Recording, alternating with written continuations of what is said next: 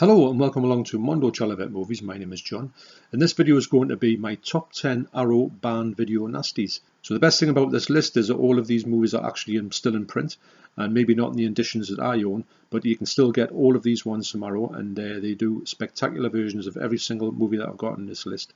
So this video was requested by Louie Martin. I'll read you out his comment. Love your content, John. Thanks very much, Louie. I really do appreciate when somebody says that. It gives you that feeling where you say, well, something's going right.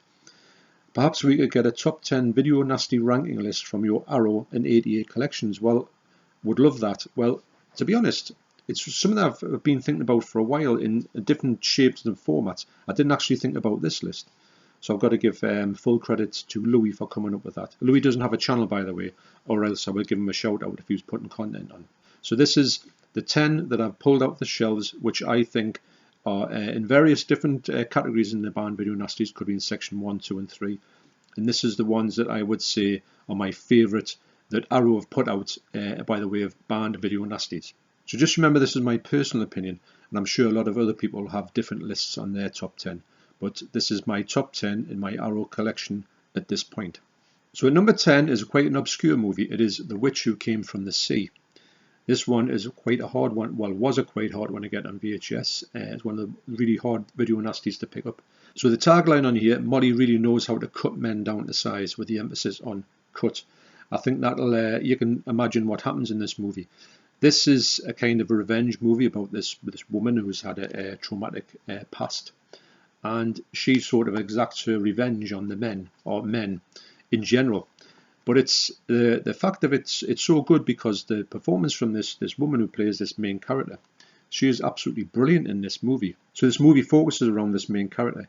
It's quite a good examination into somebody's sort of mental health and how somebody can sort of go really the wrong way when it comes to having a traumatic event, and how they have to sort of get their revenge and play things out.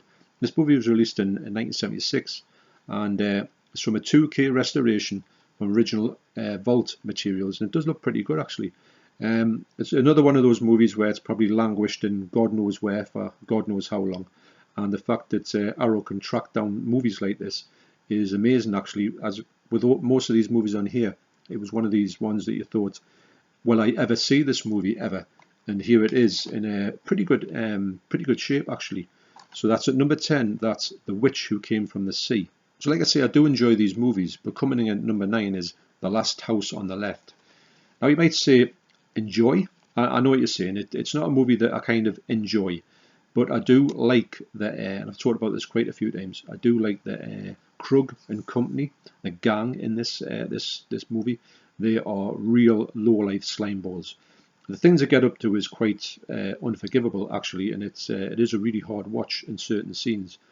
But I like the fact of how this movie goes, the fact that this relentless gang and ruthless gang will do anything they want to do to anybody they want to do it to, and then it becomes a kind of another revenge thing on this gang.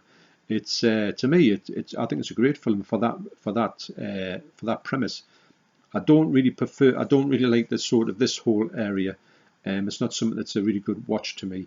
But the way the story goes and the way that this kind of revenge sort of like flips without giving too much away is brilliant.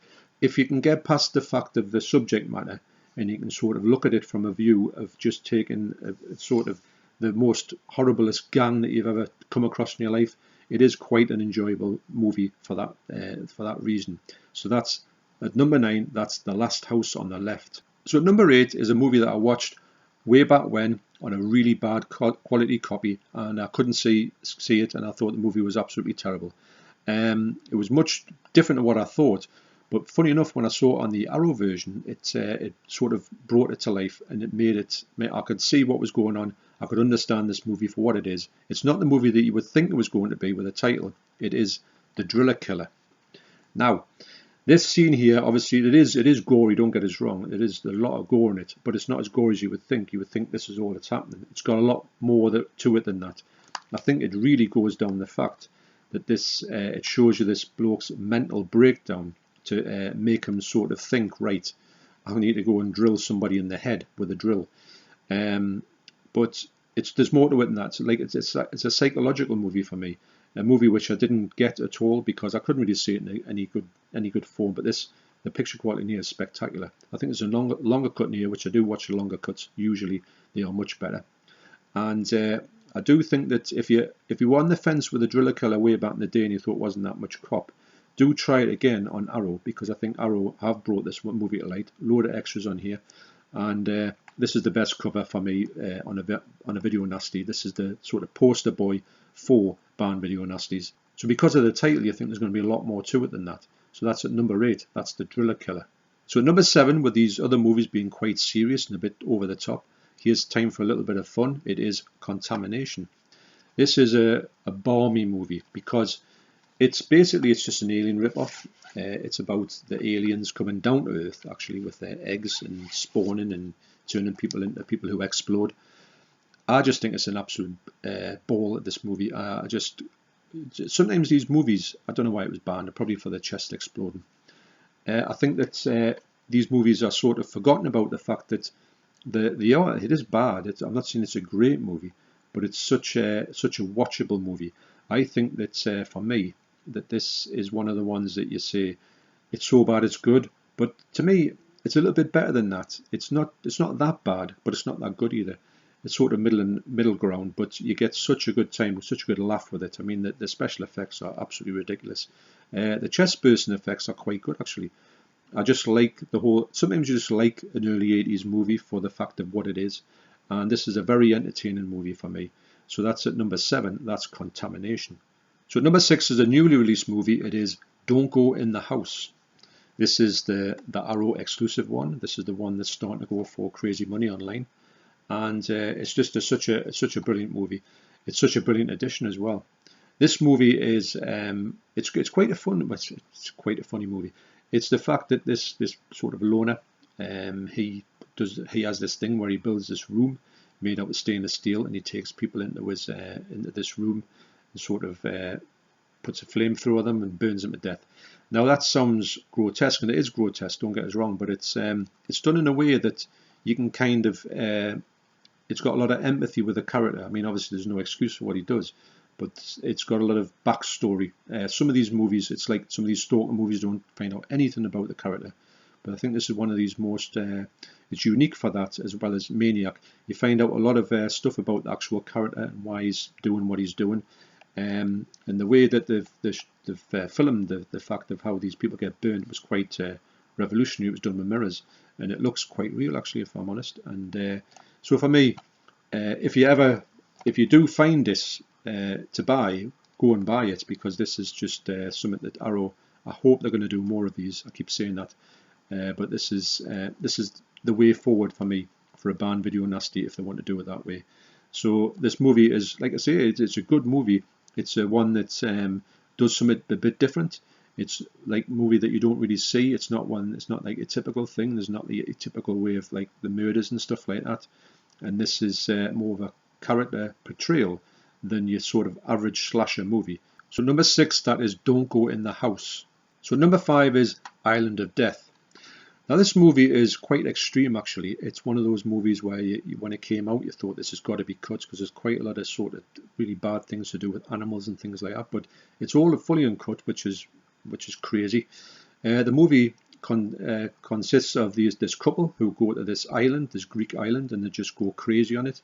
Now this couple who have a relationship are definitely brother and sister, which adds a little bit more wow to the factor. And this whole sort of why ever they do, I don't know why they do this thing, but the way they go on in this island, they just go absolutely crazy and nuts, and the stuff that they get up to, you just think, I can't believe that this couple, especially like a woman, would do all this stuff, and they just seem to revel in the way that they do this sort of really horrendous stuff, and they just try to top the next one off with the next more. They just go on this like rampage on this island. For me, I just think it's a really entertaining movie. I think it's more entertaining for the fact that this couple just being absolutely crazy, and they will stop at nothing to get their kicks. So for that reason, it's really high up my list, and a lot of people don't really care for it, including Movie Worm, Jordan, linked down below to his channel. But what I'm going to say to Jordan is, I'm sure Jordan was going to try this again. I don't know if he has, but he's got to give this he's got to go in with maybe a different mindset to just think, let's try and be entertained by this movie, by the fact that it is really bad as well. It's not done very well, but it's more to do with these characters and what they get up to. So that's number 5, that's Island of Death. So number 4 is a movie that I used to get out of the video shop all the time. And I loved it. Me and my mates used to watch it all the time. And I've only just recently watched it again, and I thought, is it going to be any good? And I thought it was absolutely brilliant. It is The Burning. This is a great movie. It's just Friday the 13th type of fashion, and it's very entertaining. I think it's very well done. I think the killer's great. I think the cast is great. I think the setting's great. I think the music is absolutely brilliant. It's by Rick Wakeman, believe it or not. I can't understand why he did this, but he did. So yeah, wow. So this has got a lot of things going for it. For me, it's one of the better sort of camp horror movies where you get these gang of kids going in and getting picked off one by one. I think it's one of it's much better than I thought it really was, and it's got a great print on here. Arrow have done another spectacular job with this, as I have done with all of these movies. They know how to put a special edition together. This is one I would love to see this come out in 4K. This is just, it's quite an older release, and it's got a thing that just says a high definition presentation. I do think they could probably get a good 4K out of this movie, and I'll be in there straight away. This has got a lot of extras on here as well, and the killer actually is still alive, and you've got an interview with him. So there's a lot of stuff to be got from this movie, and never got a sequel, which is crazy. But maybe is that a good thing? The fact that it's set itself apart because of the fact it's not like The Burning, like 15, like Friday the 13th has got to. But anyway, so for me, this is a one that it stood the test of time, and I can't wait to watch it again, actually, after just watching it recently. So number 4, that's The Burning. So number 3 is probably the most well-made movie on this list. It is The Thing. Now you might say, The Thing, a banned video nasty? Well, it kind of was. It was in the Section 3 video nasties, which meant that if the police come into the video shop, they could take it off the shelves. To be honest, I used to see this, I never saw this sort of vanishing from the video shelves. It was always available. So it was one of the ones where they might have let it go, because it's really like a creature feature. It's not really a sort of banned video nasty gore fest, although it does get quite gory. This is the special edition of Arrow done this one. It's a 4K restoration. Now there is a 4K from Studio Canal, which looks absolutely brilliant, and this one looks spectacular. But this one here has all the extras on. If you want the extras, if you want extras on The Thing, get this version. This disc is still readily available, even though this presentation isn't. The Studio Canal is the one to go for, the picture quality.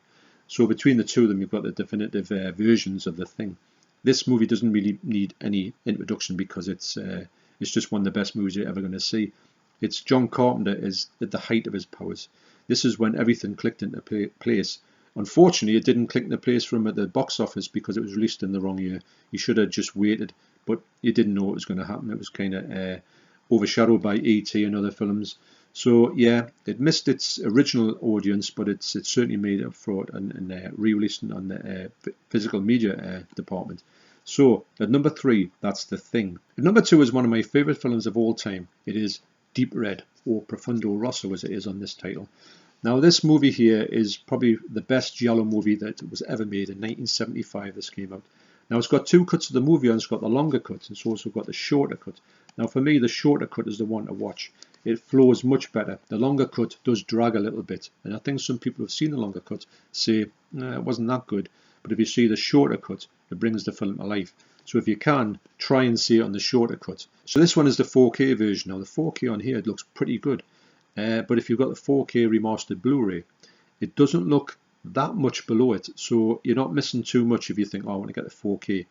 You might be better off just sticking with your 4K remastered Blu-ray. I got this because it's my favourite Dario Argento movie of all time, and also my favourite giallo of all time, so I knew I had to get it. But it's a bit of a sort of double dip that I didn't really want to go to, but it is what it is. So I've had quite a lot of Deep Reds over the years, and this is where it's going to stop for me. So at number 2, that's Deep Red. So that leaves number 1. So I would imagine that most people know where I'm going with this, because I think if you watch this channel for a long time, you would probably know which one this is going to be. So at number 1, it is Killer Clowns from Outer Space. Just fooling. Yes, of course, it's Zombie Flesh Eaters. My favourite horror film of all time. Now, I have got the 4K ban on Blue Underground. The 4K looks absolutely spectacular. You have never seen anything like you've seen the 4K of Zombie Flesh Eaters, or Zombie, as it's called in the American market. So that's the way to go for picture quality. But saying that, this is an absolutely stunning Blu-ray. If you want to pick up the best Blu-ray with the best special features on, go for this one. It's absolutely amazing. There is a better one actually. It's got two. It's got an extra disc on with extras, but that's quite hard to get. In fact, it's the hardest one to get in the white box editions. But for me, I just like this movie that much. This is my definitive Blu-ray because of the extras. I watch the extras on here all the time. When I watch the extras on Zombie or Zombie Flesh Eaters, I will watch them on this one and the American version. So you can't beat this movie. This movie's got everything in it. It's got gore. It's got a great storyline. It's got cheesy acting to a certain extent. It's got, but it's a thrill fest actually. It's more like an action drama, I would say, than a zombie movie. But it is a zombie movie. It's got all the stuff to do with zombies in it. The slow moving zombies, which I like. It's like an unofficial sequel to Dawn of the Dead. It's not really got anything to do with Dawn of the Dead. I think they just took it that there was this like island with zombies on as well. But I do think that this is such a great movie. If you haven't seen Zombie Flesh Eaters, you've got to see it. And this one, you can just go to the shop and buy this one. This was really hard to get on uncut, fully uncut, on Band Video Nasty. This is a great cover because this is the cover of the Band Video Nasties. This is the one that everyone wanted to see on the shelves. It does used to have a sticker on there which said strong uncut version on the actual VHS tape, which made you say, I'm after that. Probably goes for crazy money these days. But for me, this is just something that you've got to have in your collection if you want to know what the best, for me, the definitive Band Video Nasty is Zombie Flesh Eaters. It's got a whole lot in there, whatever you'd want. Because sometimes you would get these Band Video Nasties and you say, is that it? Is that all that's in it? But for me, this one offered all that stuff, and put it this way, when I saw it on a really bad VHS copy, I knew I was in for something special, even though I couldn't make half it out. I knew it was a great movie, but seeing it when it's in this like really good presentation, it does make you realise how absolutely brilliant this movie was when it's put together. I would say this is probably one of the, for me, one of the best ever movies made. A lot of people say, well, it's not, it's got bad dubbing, it's got this, it's got it. It doesn't matter because that adds to it for me. I think that you will struggle to find a more entertaining zombie movie than this. For me, it is my favourite of a zombie movie.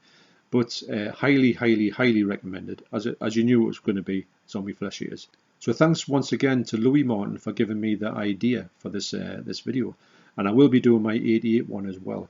I think there's actually more choice in the 88 films collection because they seem to have released a lot more of the titles and they are releasing many more. Are Arrow going to release many more and sort of do a bit of a rivalry? I hope so. It'll benefit us, won't it, in the long run? So once again, thanks Louie. You take care. Thanks for watching and I'll see you in the next video. Cheers.